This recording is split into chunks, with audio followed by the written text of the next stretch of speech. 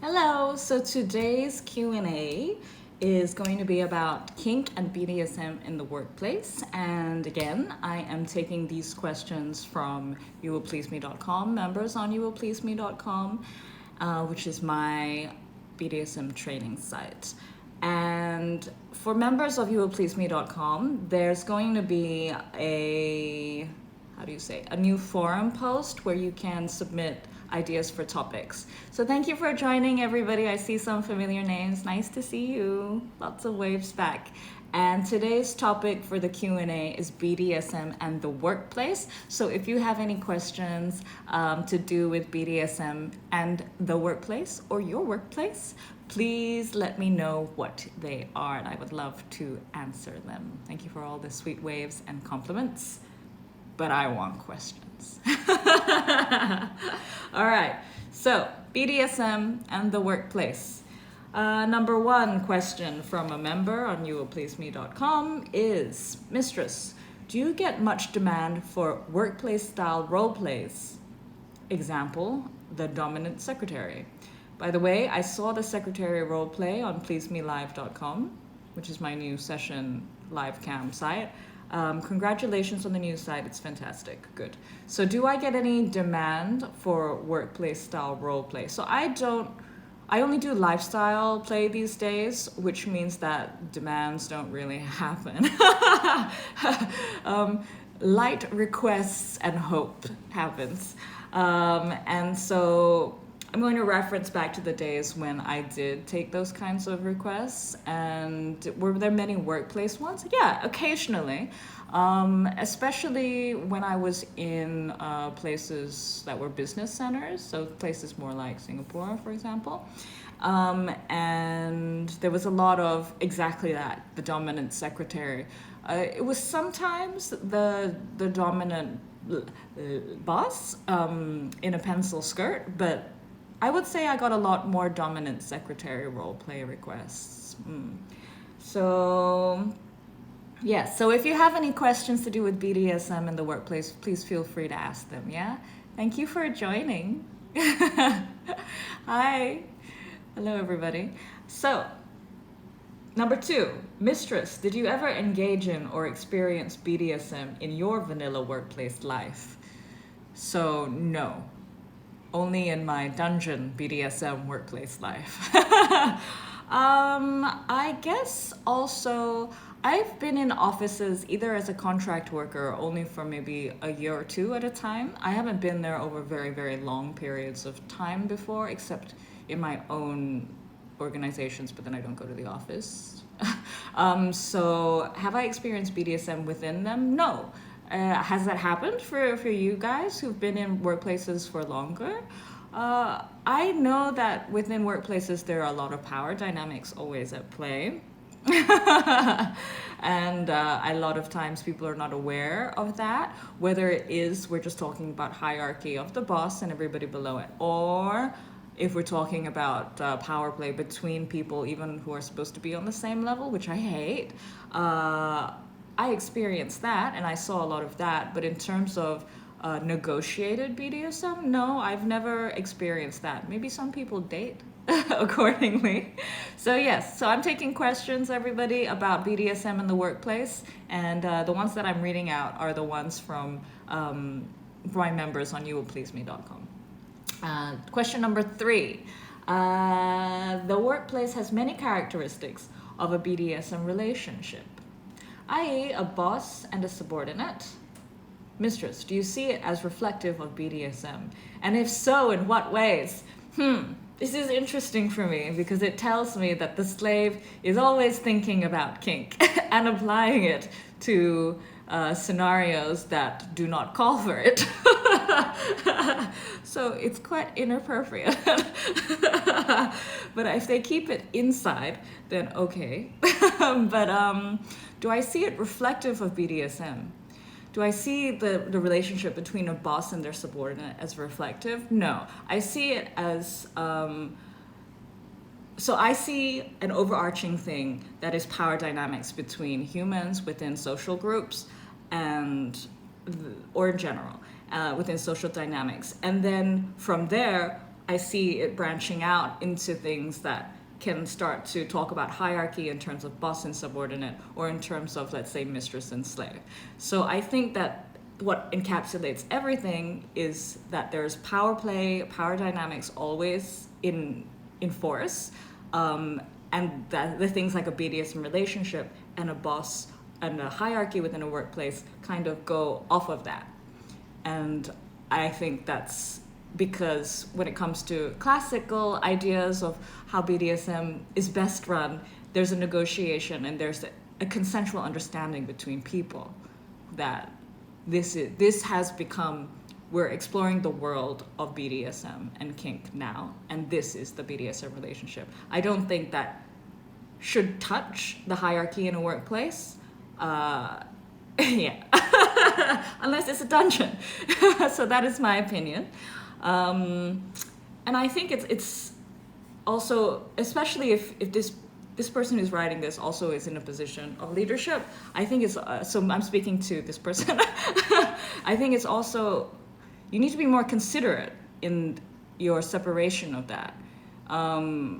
Because especially when you're in a position of power in a vanilla space, you have to understand that your subordinates or people who are reporting to you, you hold a responsibility to them, and they can often compromise their own needs based around that hierarchy. And so I don't like hearing that you're bringing these ideas and intermingling that and whether they're related. Yeah, unless it's just an open question, and then I understand, and my answer is don't mix them. Unless maybe you're dating and you're on a similar level within the structure and it's negotiated. Yeah. All right. Okay. All right. So Savitek, you ask, do you or someone from around me have we? Okay. All right. So I'm going to read your question, then I'm going to translate it for myself. Did you or someone from around faced with blackmail because of sexual preferences at workplace?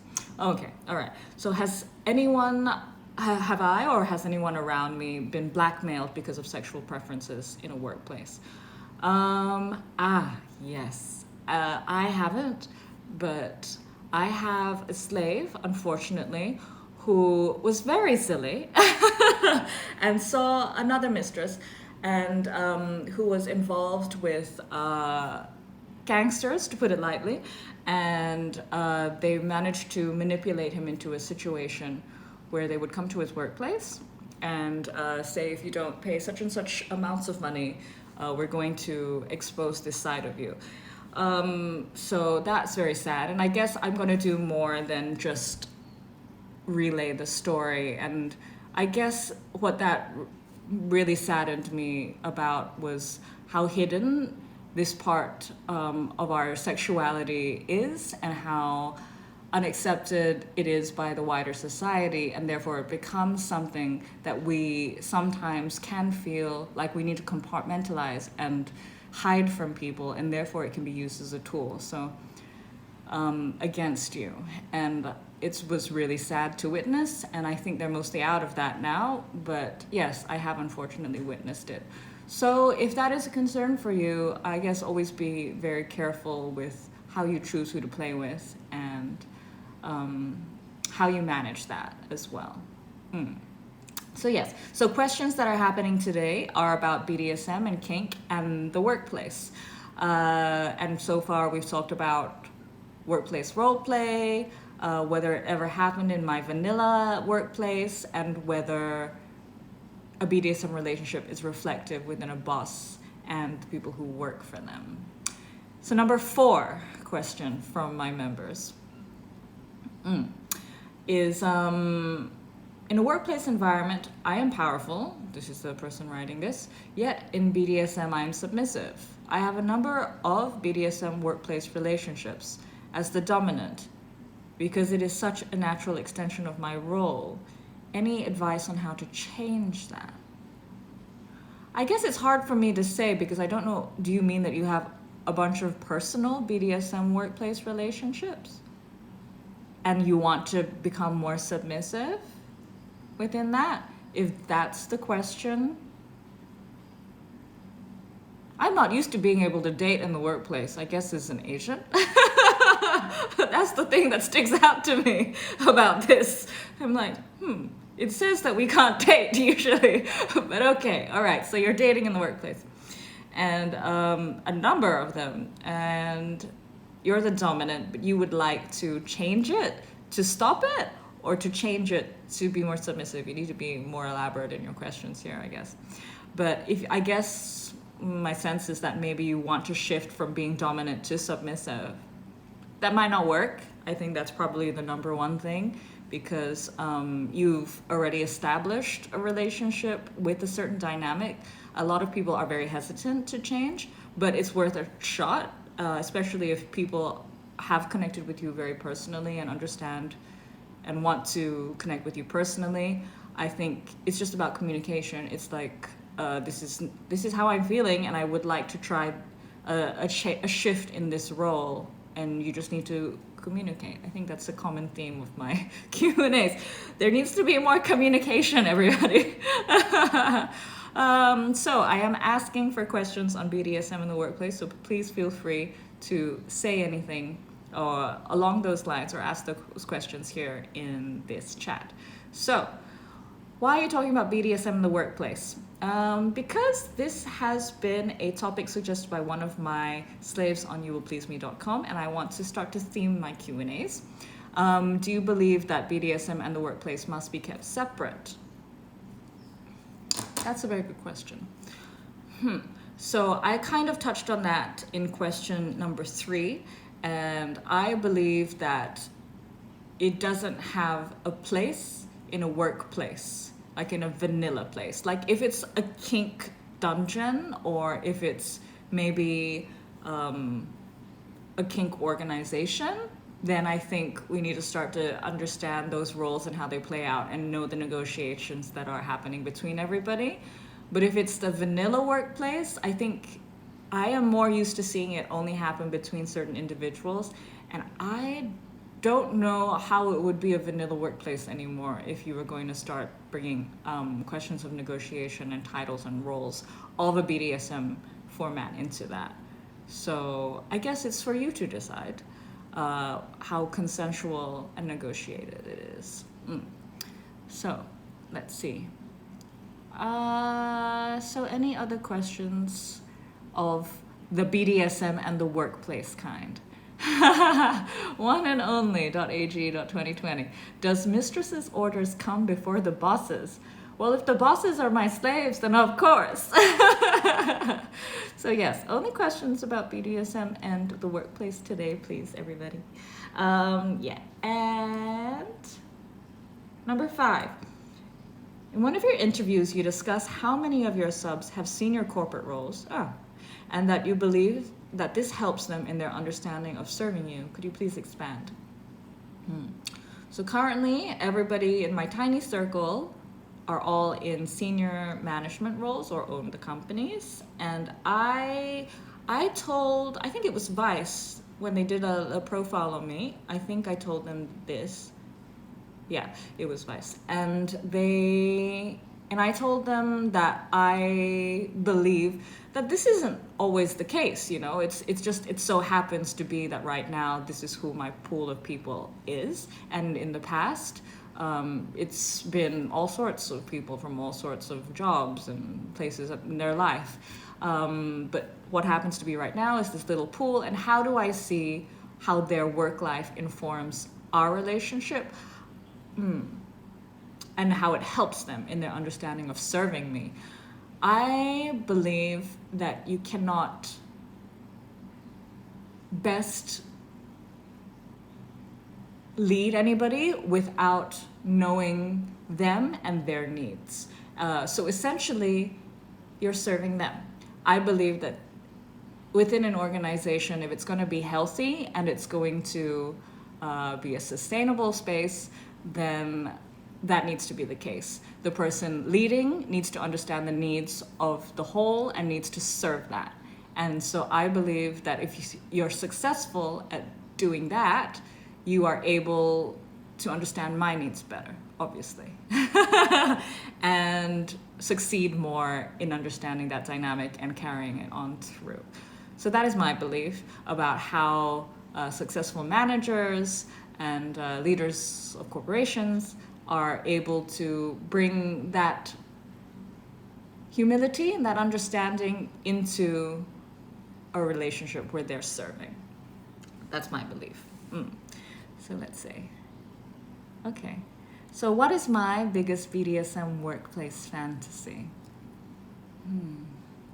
What is my...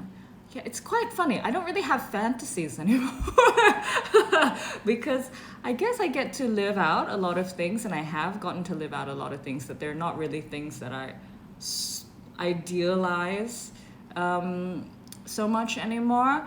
I guess I always appreciate having the dominant role, and that is still my core need more than fantasy.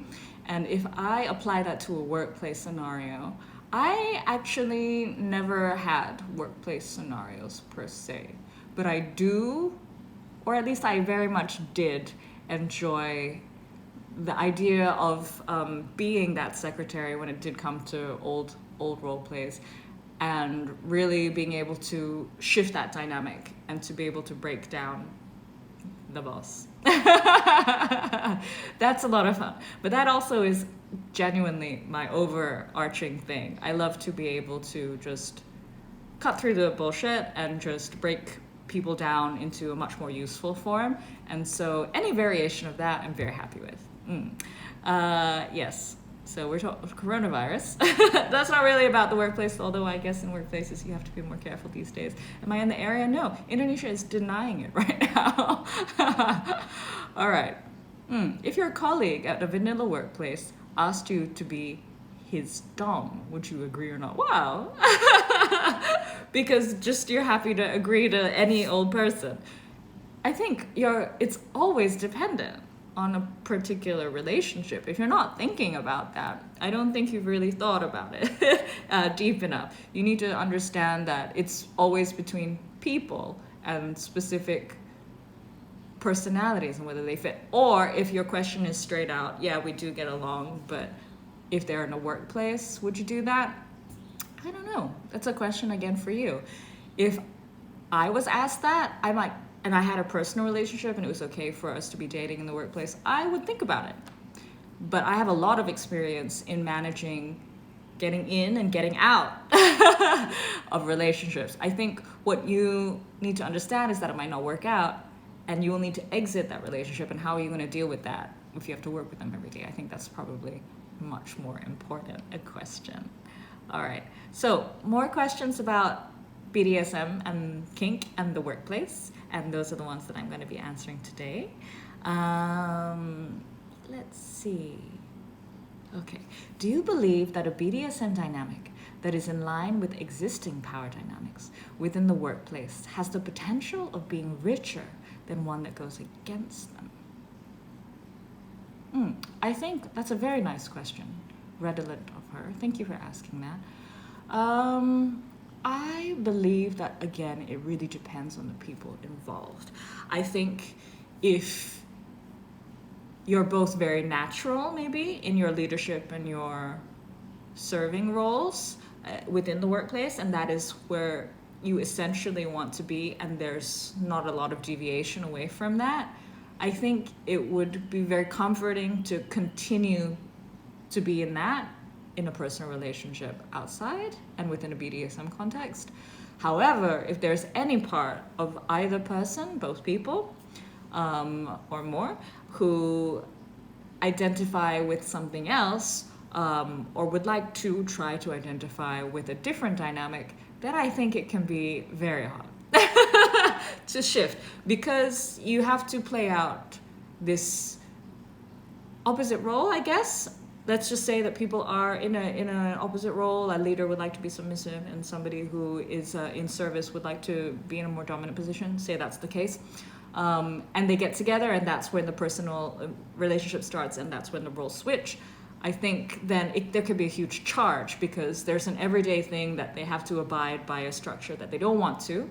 necessarily very deeply inside on a personality level. And so that when there's finally a chance to do that, it can be very charged, and there can be a lot that gets released as a result of having to do other things in other times. However, if that opposite need doesn't exist, I believe that it's just uncomfortable and it's better to go with more deeply fulfilling the need of the role that you subscribe to. So I don't think it's necessarily about let's switch it up just because it might be hot. I think we really need to consider what each individual really would like to explore. I hope that was useful. Please let me know if it was. Let's see. So questions about BDSM in the workplace today. All right. So, number 6. The sixth and last question from members of youwillpleaseme.com about BDSM in the workplace is, I'm interested in your thoughts on the suit as a fetish, or the nature of how people dress for work more generally in a fetish context, i.e., traditionally expectations of stockings and high heels for women as well. I know it's changing, but I also see similarities between a workplace environment and BDSM through clothing. Your thoughts? That was kind of a convoluted question. All right, let's see. So, I'm interested in your thoughts on the suit as a fetish, or the nature of how people dress for work. All right, I'll stop there, and I guess how that moves, and how maybe that correlates with BDSM through clothing. So a lot of the time, even now when I talk to all my office-bound subs, they very much fetishize the aesthetic of the heel and the stockings. The heel and the stockings. There's a lot of talk about the heel and the color of the heel and the shine of the heel and the stockings. Obviously, I probably attract a certain kind of fetishist, but also, and I think even outside of a BDSM context, and I talk to more vanilla friends, and they talk about the aesthetics of their office and their office wear and the things that touch them. I think there's something about seeing that silhouette day in and day out, and seeing somebody's effort day in and day out, and presentation and a little bit of creativity within what might be a more monotonous, for lack of a better word, day. I think it can be it can light a spark in people who even don't necessarily fetishize those particular things. So I think that is kind of the relationship that can emerge out of that aesthetic, or what people wear in a more monotonous or everyday, very similar day in, day out routine context. It can help certain people or certain aspects of people's creativity be noticed in an environment that isn't necessarily conducive to it. That's kind of my belief about how those interests can spark. However, do I see any parallels between it? I think that talks maybe more than just to the nature of humans. And I'm not going to start to talk about being an expert on this in any way, but from like what I just said, I think there's something about our desire to connect, and our desire and our enlivening from creativity in general, where things like somebody's fashion can really spark that. And an aesthetic value that all of us can appreciate in varying levels, but do appreciate. And yeah, I'm not necessarily sure whether I understand the whole context of that question, but I think that is why we start to idealize those beautiful heels or the way that a suit sits. And personally, I think it's a beautiful thing, just even outside of somebody fetishizing it.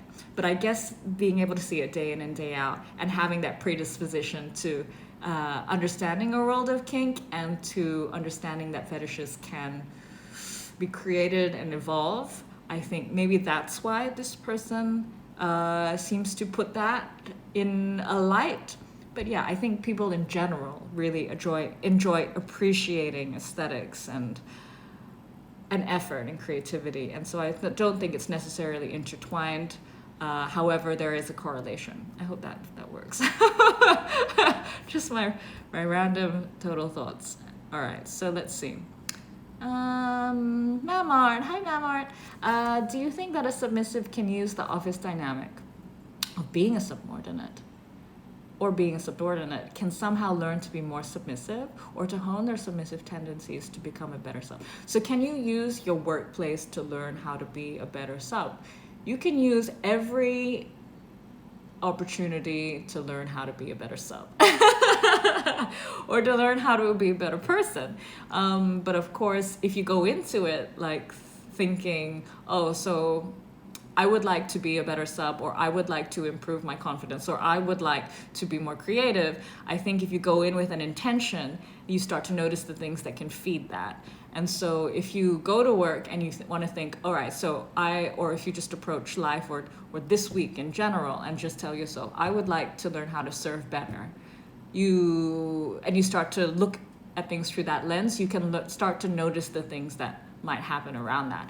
So you can start to do things like, if we're going to talk about a workplace, I guess to notice how your leader or how the people around you want things done, and being able to cater to that and getting feedback on that. And I guess using your KPIs and things like this also. I mean, you can also talk to, I don't really know how you might set up your KPIs or something like this, but to talk to whoever you do, and if you do have a say in how those work, to, maybe try to inject ideas of service into that, about how you can better format things for how they would like things to be, or whether you're missing certain things that you could contribute. That's another thing, actually. I think a lot of service, especially with the way that I like it, is noticing things that are corners that maybe I've missed or that I appreciate, but I'm so focused on improving the relationship.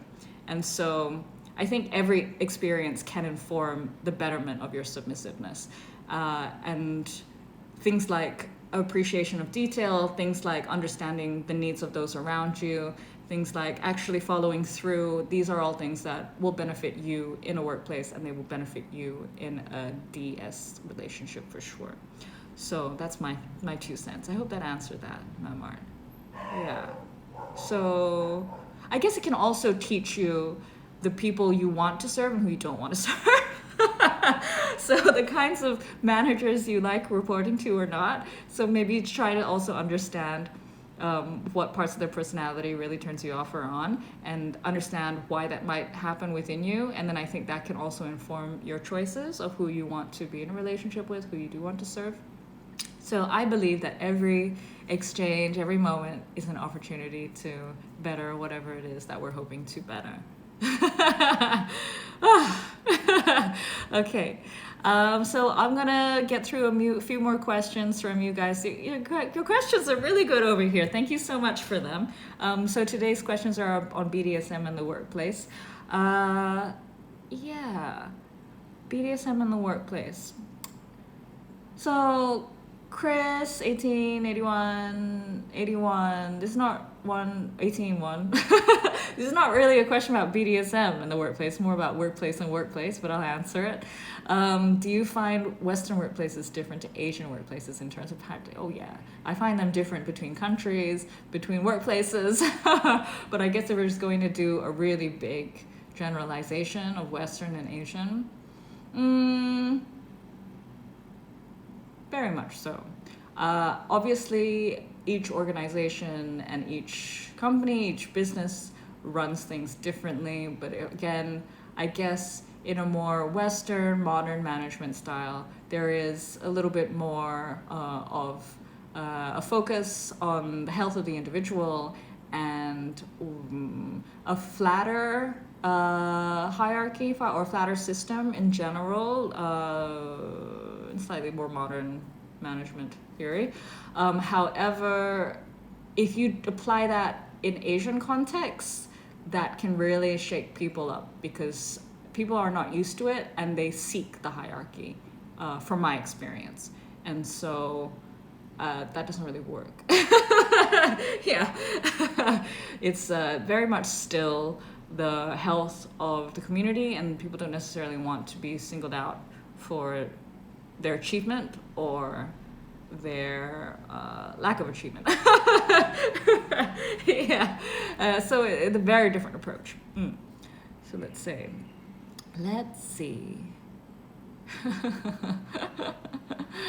I'm gonna answer Instagram friendly BDSM workplace questions. Yeah. So maybe I'll do just another 3. We've been here for a while now. Thank you so much.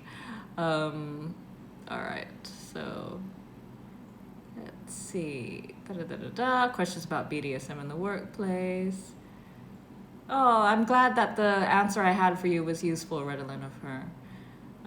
So very true. That was helpful. I'm glad.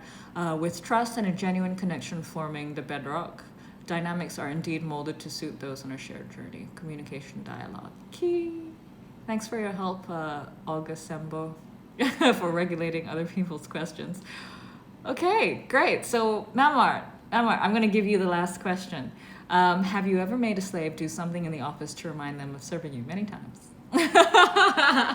Many times. What was the last thing that happened? Oh, they went for shopping for panties on their lunch break and jerked off into them and wore them and then jerked off into them in their afternoon break. Oh, maybe that wasn't very, very PG for IG. All right, I'm going to sign off on that. But no, of course, Mamart, as you know, many things happen all the time. So with the daily slave tasks that happen on youwillpleaseme.com, you've gone to work with pet written on your hand, or you've gone to work dressed in black for me, or you've gone to work wearing stockings for me. So yeah, so many things happen, don't they? Without encroaching on the space of your other fellow office workers too.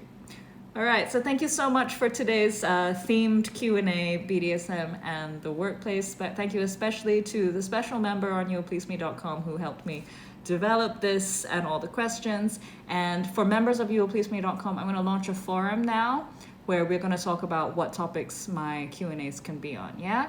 So thank you so much. Wonderful to see all of you. And I'll see you next month on this Q&A for a different theme.